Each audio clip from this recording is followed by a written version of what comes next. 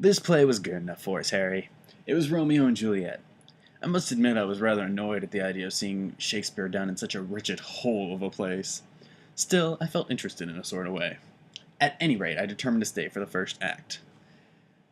There was this dreadful orchestra presided over by a young Hebrew who sat at a cracked piano, and that nearly drove me away. But at last the drop scene was drawn up, and the play had begun.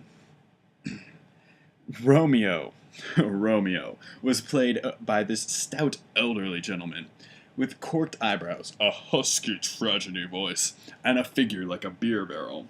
Mercutio was almost as bad. He was played by the low comedian, and introduced gags of his own, and he was on most friendly terms with the pit.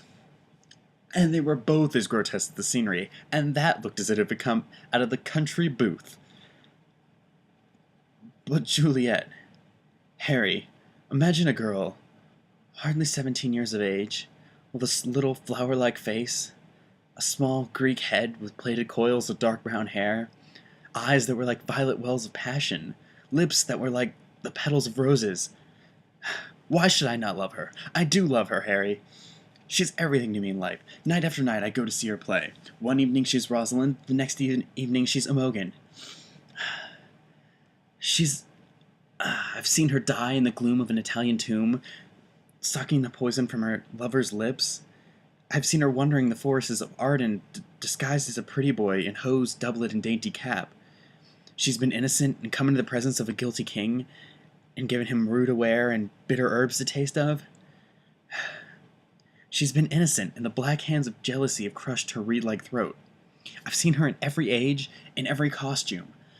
Ordinary women never appeal to one's imagination. They are limited to their century. No glamour ever transfigures them. One knows them as well as one knows their bonnet. One can find them anywhere. They ride in the parks in the mornings, and chatter at tea parties in the afternoon. They are quite obvious. But an actress, how different an actress is. Harry, why didn't you tell me the only thing worth loving is an actress?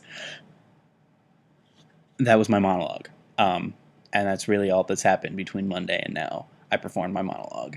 So, yeah. I hope you enjoyed.